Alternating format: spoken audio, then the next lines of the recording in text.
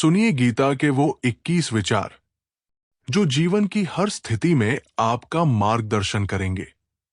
पहला विचार, कर्म करते जाओ, फल की चिंता मत करो, क्योंकि फल की इच्छा ही दुख की जड़ है। दूसरा विचार, जो हुआ अच्छा हुआ, जो हो रहा है अच्छा हो रहा है, जो होगा वो भी अच्छा ही होगा। विश्वास रखो, ईश्वर की योजना हमसे श्रेष्ठ है। तीसरा विचार, मनुष्य जैसा सोचता है वैसा ही बन जाता है। आपके विचार ही आपका भविष्य गढ़ते हैं। चौथा विचार, आत्मा न जन्म लेती है न मरती है, वो अविनाशी, अजर और अमर है। पांचवा विचार, मोह दुख का कारण है, त्याग से ही मन को शांति मिलती है। छठा विचार, क्रोध से भ्रम होता है और भ्रम से बुद्धि का नाश, इसलिए क्रोध से बचो।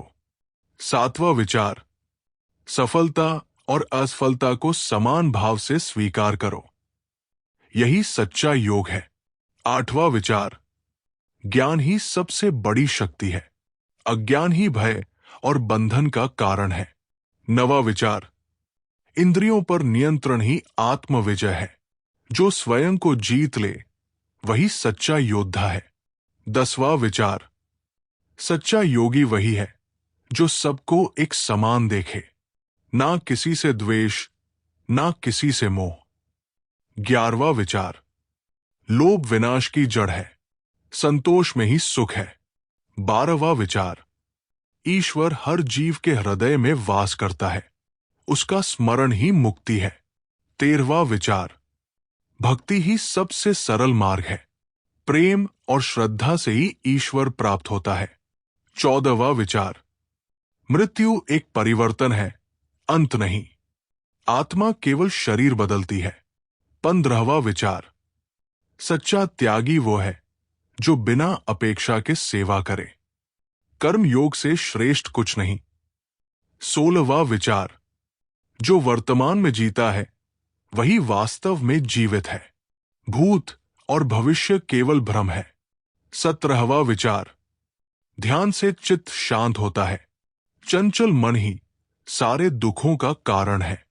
18वां विचार, प्रकृति के 3 गुण सत्व, रज और तम जीवन को चलाते हैं, इनसे ऊपर उठना ही मुक्ति है।